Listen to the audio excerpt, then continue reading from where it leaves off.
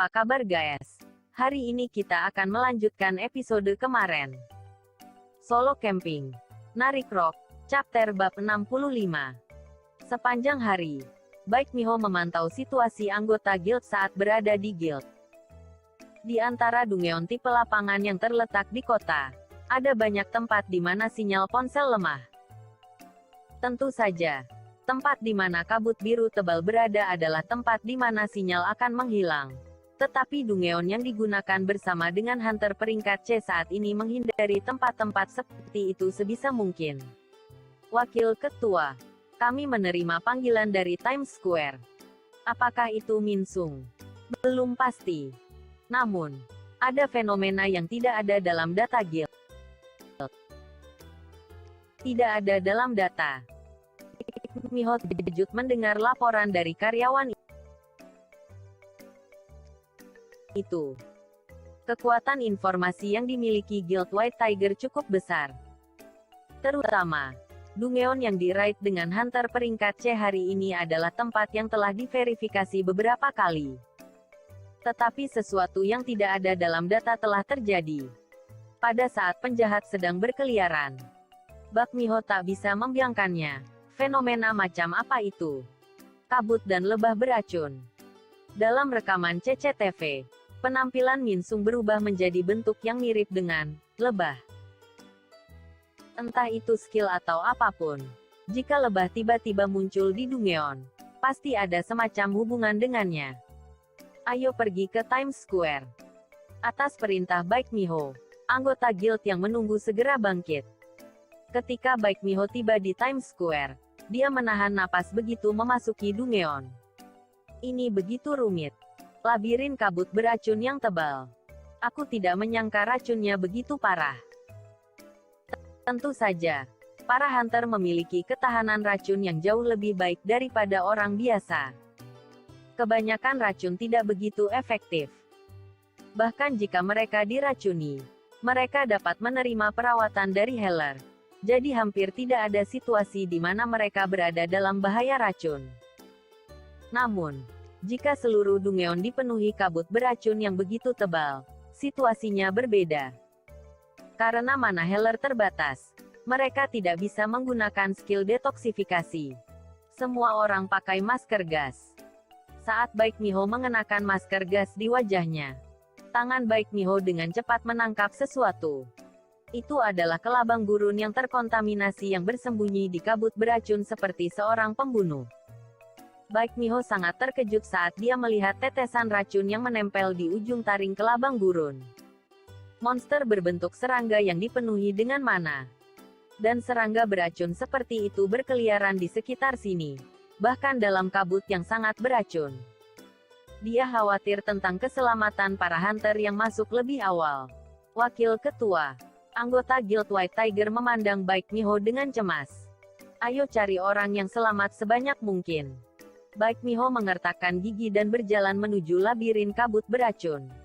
Kita harus menyelamatkan mereka. Apapun yang terjadi. Tidak semua niat baik selalu membuahkan hasil yang baik. Baek Miho sendiri yang membawa mereka ke sini. Jika seseorang mati, itu sepenuhnya tanggung jawab dia. Kuharap ini belum terlambat. Tapi kemudian, mereka menemukan para hunter jauh lebih cepat dari yang diharapkan. Wakil Ketua Baek Miho, aku hidup. Bala bantuan telah tiba. Baek Miho sedikit terkejut melihat para hunter berkumpul di satu tempat. Mereka semua terluka, namun tak seperti yang dicemaskan Baek Miho. Namun, berkat healer yang datang bersamanya, semua lukanya telah dirawat. Dan yang terpenting, yang paling mengejutkan Baek Miho adalah masker gas yang mereka kenakan. Bagaimana kalian mendapatkan masker gas? Tidak ada informasi tentang racun di Dungeon ini. Tidak ada alasan bagi mereka untuk membawa masker gas, karena hanya akan menjadi beban. Namun, tak disangka mereka semua memakai masker gas. Oh, ini. Tiba-tiba, Hunter Sung Soho membawanya dari suatu tempat. Sung Suho. Baek Miho mencari Suho, tapi dia tidak terlihat dimanapun. Dari 10 hunter yang dikirim ke Dungeon ini, hanya Sung Suho Yang tak ada. Di mana Hunter Sung Soho? Apa dia mati? Tidak. Hunter Sung Soho aman. Dia pasti selamat. Saat Baek Miho bertanya apakah dia sudah mati, para hunter menjawab dengan terburu-buru. Tapi ekspresi mereka agak aneh. Menyadari hal ini, Baek Miho menatap anggota Guild White Tiger yang dia bawa bersamanya. Apa yang terjadi di sini? Wakil Master. Itu. Hunter Sung Soho menyelamatkan kita. Apa? Siapa yang bilang? Apa yang orang ini bicarakan? Seorang hunter peringkat C menyelamatkan party yang terdiri dari 3 hunter peringkat B. Bahkan setelah ditanyai lagi, jawabannya tetap sama. Hunter Sung Soho menyelamatkan kami dan kemudian menghilang. Dan dia bahkan memberi kami masker gas. Beberapa saat yang lalu, para hunter yang berkumpul di sini hampir mati. Tubuh mereka menjadi kaku karena kabut beracun yang tersebar di seluruh Dungeon. Woodbin mengepung mereka. Dan sementara itu, lebah yang terkontaminasi menyerang ketika ada celah dengan sengatnya yang berbisa. Tak satu pun dari mereka musuh yang bisa ditangani. Tetapi hal yang paling menakutkan adalah sengatan berbisa lebah itu. Satu-satunya cara adalah dengan cepat memotong area yang terinfeksi. Seperti yang dilakukan Soho pada Dong Kyung Jae. Dan kemudian meminta Healer meregenerasi area yang dipotong. Namun, metode perawatan seperti itu menghabiskan terlalu banyak mana para healer. Tidak mungkin digunakan secara terus-menerus. Saat itulah Soho tiba-tiba muncul kembali. Berkat penghalang duri yang tiba-tiba terangkat dan membuatnya terjatuh. Tapi masalahnya adalah penampilan Soho. Rambutnya berubah jadi perak. Ya, berubah perah. Saat Baek Miho mendengarkan penjelasannya, dia sangat terkejut. Tidak banyak skill yang diketahui bisa mengubah warna rambut secara tiba-tiba. Jika kita membahas yang paling terkenal, tidak diragukan lagi itu adalah skill bistifikasi. Saat menggunakan skill bistifikasi, bisa mengubah bagian tubuh atau perubahan lain. Mungkinkah Hunter Soho juga memiliki skill bistifikasi? Kalau dipikir-pikir, bahkan sulit diterima akal sehat. Baek Miho tiba-tiba teringat sesuatu belum lama ini. Entah bagaimana, dia merasa familiar dengan wajahnya. Dan kalau dipikir-pikir, ini bukan pertama kalinya dia melihat Hunter Soho. Dia juga ada di Dungeon Magok. Dungeon Magok, hampir semua hunter bistifikasi di wilayah metropolitan berkumpul. Dungeon aneh yang memilih Raja Monster Buas. Tentu saja, dia harus memiliki skill bistifikasi karena hanya hunter bistifikasi yang berkumpul di sana. Itu adalah hunter dengan identitas yang tidak diketahui, yang saat ini sedang viral disebut Beast King Crow. Baek Miho, yang sedang merenung, tiba-tiba tersentak. Dia bertanya kepada anggota guildnya, yang sedang menunggu perintahnya. Jadi, hunter itu menghilang lagi. Kemana dia pergi? Dia bilang dia pergi ke tempat Ratu Lebah berada. Ratu Lebah. Sesuatu yang aneh sedang terjadi. Dungeon ini awalnya adalah tempat tanpa bos monster. Tapi kenapa bos monster baru tiba-tiba muncul? Mungkinkah itu Min Sung? Di punggung Min Sung yang dikonfirmasi oleh CCTV, ada sesuatu seperti sayap serangga yang menempel. Terlepas dari kemampuan apa itu, jika semua ini disebabkan oleh Min Sung, maka semuanya akan masuk akal. Hunter yang sedang berbicara dengan Baek Miho menunjuk suatu tempat. Ada tangga menuju ke bawah. Untuk saat ini, Hunter Soho turun ke bawah. Jadi, Ratu Lebah itu ada di bawah sana. Baek Miho mengangguk dengan ekspresi menakutkan. Sepertinya mereka harus turun untuk melihat apa yang sedang terjadi. Baek Miho melihat kembali ke pasukan pendukung yang dia bawa dan memerintahkan. Beberapa dari kalian mengevakuasi orang-orang ini keluar, dan sisanya akan pergi menangkap Ratu Lebah. Saat itu, Soho menuruni tangga menuju Dungeon Times Square dengan ekspresi menakutkan. Apakah itu kamu? Ucapan dingin membuat udara di sekitar mereka membeku. Pada saat itu, 20 ksatria tombak hitam muncul dari bayang-bayang di sekitar Soho. Kiri Ririk. Para lancar bayangan yang telah menjadi prajurit Soho, tampaknya siap untuk maju kapan saja. Tetapi bahkan dalam situasi yang menakutkan seperti itu, dia tetap tenang. Dia duduk dengan kaki disilangkan di depan meja di sebuah kafe, terbungus tanaman merambat, dan dengan santai memiringkan cangkir tehnya. Apakah kamu ingin duduk sebentar? Suara jernih dan tenang itu menawarkan kursi kosong di depannya kepada Soho. Tentu, Soho duduk di kursi di depannya. Kemudian, ruang di sekitar mereka menjadi tenang seolah terpisah dari ruang lainnya seperti sebuah pulau. Apakah Anda ingin secangkir teh? Ini teh dengan madu spesial yang saya buat sendiri, dengan madu manis di dalamnya. Kiek, beraninya kamu menggunakan serangga rendahan untuk memata-mataiku. Mendengar kata-kata itu, Beru mendorong wajahnya ke depan dan meraung dengan ganas.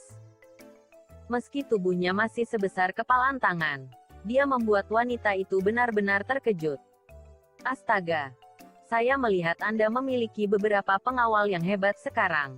Ahem, aku cukup mengesankan. Beru membusungkan dadanya dengan bangga.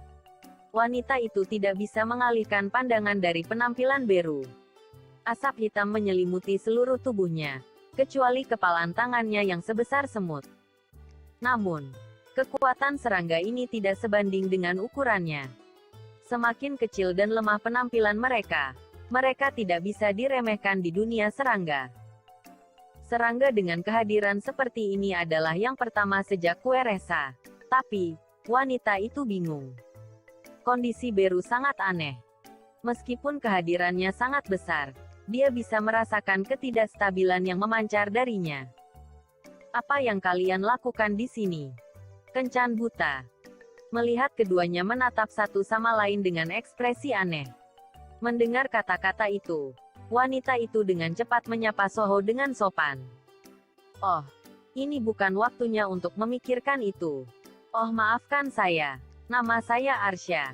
Bolehkah saya menanyakan nama Anda? Soho. Kalau begitu aku akan memanggilmu Soho. Tuan Soho. Yah, saya tak ingin bertindak arogan. Saya pikir nanti akan dimarahi oleh semut ini. Yang benar saja. Kau cukup tahu diri sebagai seekor lebah. Beru menyeringai dengan ekspresi jahat. Solo Camping. Narik Rock. Chapter 66. Apakah kamu Ratu Lebah? Soho bertanya saat Arsa tersenyum dan menganggukkan kepalanya. Ya, itu benar. Aku adalah Ratu Lebah yang selama ini kau cari. Apa hubunganmu dengan kue resa? Soho bertanya belak-belakan, menyebabkan senyum Arsa goyah. Kamu sepertinya tahu banyak tentang monark. Haruskah aku memanggilmu keturunan bis monark? Ada apa dengan ekspresi itu? Apakah kau pikir aku tidak tahu dengan aroma tubuhmu seperti hewan buas? Aku bukan orang bodoh loh. Lanjut Arsa. Soho sejenak terdiam melihat ekspresi Arsa. Siapa orang ini? Dia terus membuat ekspresi aneh dan mengatakan omong kosong. Tiba-tiba, angin dewa berhembus dan rambut Soho berubah silver. The Beast King, Fang Monarch, tertawa histeris menanggami ancaman tak berguna Ratu Lebah. Ngomong-ngomong, agak mengecewakan bahwa keturunan Beast Monarch merebut lebah pekerja yang telah kubesarkan dengan susah payah. Mungkinkah ini skill dari Beast Monarch? Seperti rumornya suka menindas yang lemah. Beast Monarch yang dulu kuat sekarang menjadi lebih lemah dari pendahulunya. Apakah aku benar? Mereka terlihat tidak akur. Kenapa dia terus berbicara omong kosong dengan wajah konyol? The King of Beasts, Monarch of Fangs, memegangi perutnya dan terkekeh. Berhenti tertawa. Kau tak tahu faktanya. Dia tidak sebodoh itu. Mengapa kau merasa malu? Ini sebuah kesalahpahaman.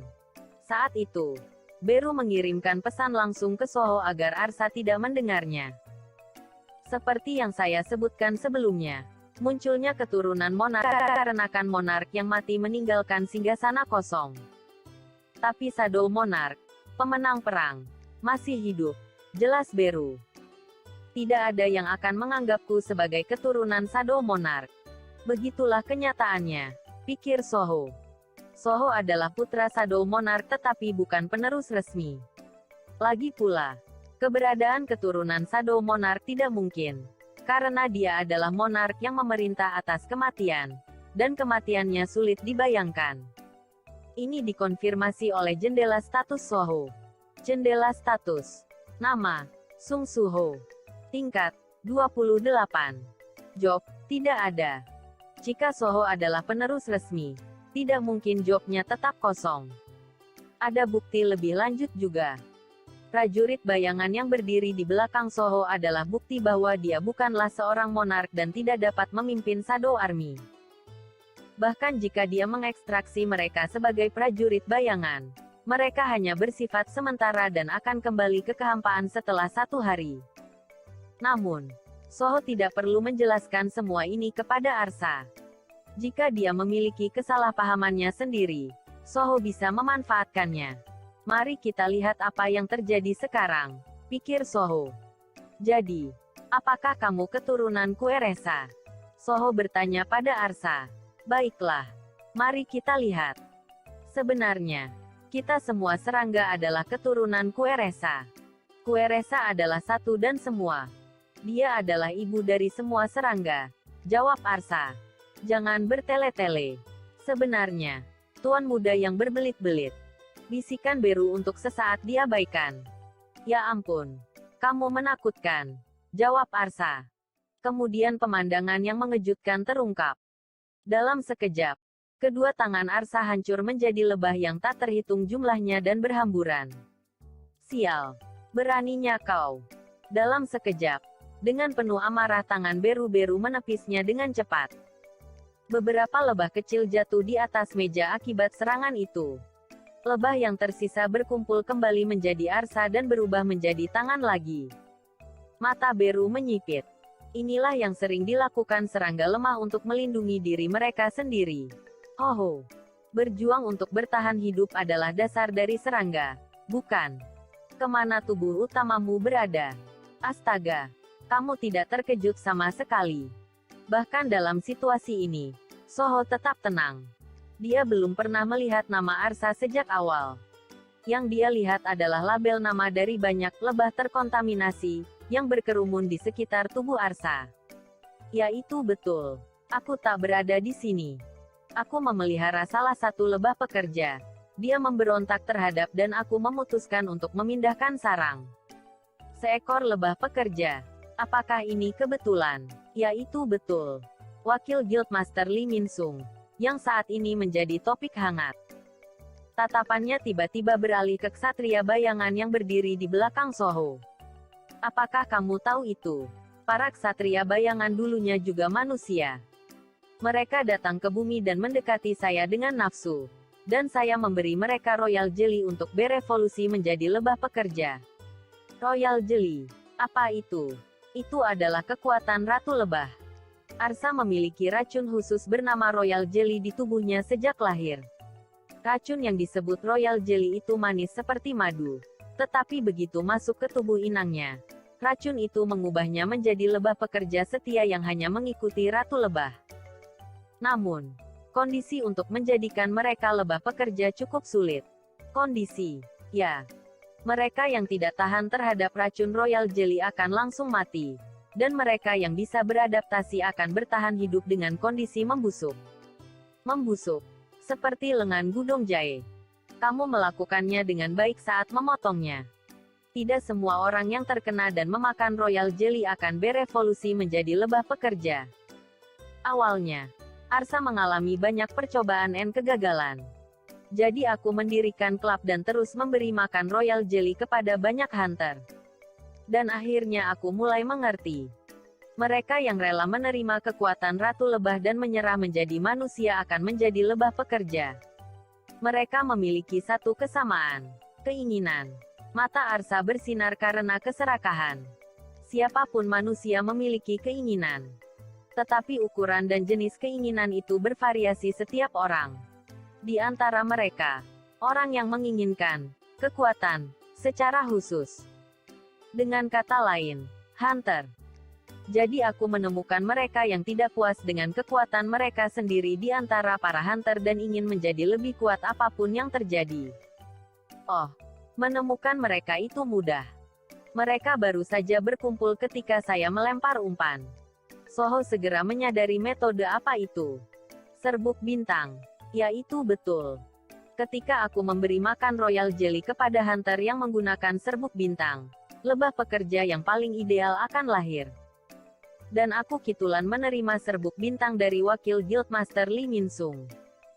Jika dipikir, Min-sung adalah pekerja yang baik untuk Arsa dalam banyak hal. Dia sangat membantu bahkan ketika dia masih menjadi manusia. Tetapi hal yang paling dinantikan adalah ketika dia menjadi lebah pekerja sungguhan. Dia memiliki kekuatan yang luar biasa sebagai hunter peringkat A. Tetapi dia adalah seseorang yang ingin menjadi peringkat S. Jadi aku benar-benar merawatnya. Dia perlahan-lahan menyesuaikannya dengan royal jelly. Sedikit demi sedikit. Mereka memberinya sedikit racun setiap hari. Tapi saya pikir saya mungkin telah memberinya terlalu banyak. Penolakannya terlalu kuat. Dia akhirnya lari dariku. Melarikan diri. Seekor lebah pekerja melarikan diri dari Ratu Lebah. Itu adalah tindakan yang tak terbayangkan untuk seekor semut yang melayani Ratu Agung. Ya. Dia menjadi lebah pekerja. Tetapi kemudian lahirlah lebah pekerja mutan yang menolak menjadi bagian dari pengikutku. Arsa menghela nafas dalam-dalam. Terlihat sangat malu. Selain itu, dia bahkan ingin meniruku dan mulai mengumpulkan pasukannya sendiri. Meski banyak kegagalan. Pasukan. Soho familiar dengan kata itu namun tidak menyenangkan. Di luar Times Square pada saat itu, tanda-tanda aneh terjadi di seluruh kota. Apakah dia terlalu mabuk? Warga bergosip ketika mereka melihat seorang pejalan kaki yang terhuyung-huyung memegangi kepalanya yang berdenyut. Kenapa dia seperti itu? Aku tidak tahu. Apakah dia seorang hunter? Dia memakai zirah. Hei, lebih baik kita pergi. Jangan terlibat dengannya. Di antara para hunter, seringkali ada orang seperti itu. Mereka yang tiba-tiba awaken sebagai hunter tingkat tinggi dan menjadi miliarder dalam semalam. Tak bisa mengendalikan diri. Jika mereka mabuk atau sejenisnya, hidup mereka bisa dalam bahaya. Orang-orang mulai menjauhkan diri dari hunter. Hunter itu tiba-tiba melihat ke arah kerumunan. Menakutkan. Wajah yang membusuk seperti mayat.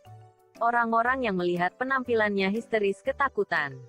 Tiba-tiba, mulut hunter itu terbuka lebar dan dia menyerang ke arah warga. Grey. Kiah. Itu monster. Teriakan menyebar seperti api karena kemunculan tiba-tiba monster berbentuk manusia. Tapi teriakan itu juga bisa terdengar dari gang lain. Bukan hanya satu orang. Keadaan darurat diumumkan oleh Asosiasi Hunter. Lusinan penjahat menyerang warga tanpa pandang bulu. Hunter terdekat di TKP harap segera merespon. Pada saat itu, Kapten Han Jae-hyuk yang sedang melacak Lee Min-sung menerima instruksi dari atasannya. Orang-orang gila ini. Mengapa ada begitu banyak penjahat akhir-akhir ini? Han Jae-hyuk segera memimpin bawahannya dan menuju ke lokasi di mana penjahat itu muncul. Banyak mayat bergelimpangan di seluruh tempat. Penjahat menginjak-injak mereka. Tidak. Mereka bukan penjahat. Han Jae-hyuk merinding saat dia melihat wujud mereka. Istilah penjahat mengacu pada hunter yang menjadi penjahat. Tapi ketika dia melihat mereka, instingnya memperingatkan, mereka bukan manusia. Memang mereka dulunya manusia, tetapi telah berubah menjadi monster buas. Asosiasi memberi mereka nama baru, yaitu mutan. Pada saat itu, para mutan yang membusuk seperti mayat melihat para hunter asosiasi dan mulai menyerang mereka. Pertarungan tiba-tiba dimulai, dan Han Jae-hyuk mengambil walkie-talkie-nya dan berteriak sambil mengerahkan skill pertahanannya. Saya melapor. Mereka bukan penjahat. Mereka mutan. Mereka tampaknya benar-benar tidak dapat berkomunikasi. Dan kami benar-benar kekurangan personil. Ark. Pada saat yang sama, seorang hunter asosiasi yang sedang mengevakuasi warga diserang. Kemudian kawanan mutan bergegas ke arahnya seperti sekawanan serigala. Sial. Mengapa mereka begitu kuat? Han Jae-hyuk terkejut dan berbalik mundur. Tembak mereka. Hujan anak panah tiba-tiba turun dari langit. Itu benar-benar spektakuler. Ribuan panah itu hanya mengenai para mutan. Kemudian, para hunter dari Guild Reaper yang terkenal membidikkan busur mereka sekaligus. Min Sung tidak keluar untuk menyerang. Situasi macam apa ini? Dan Lim Taegyu berdiri di tengah mereka dengan marah. Dia memeriksa penampilan mutan satu persatu dan kemudian berteriak. Mengapa anggota guild kita berakhir seperti ini? Mutan yang muncul di jalanan semuanya adalah anggota Guild Reaper yang telah diculik oleh Lee Min Sung. Bersambung.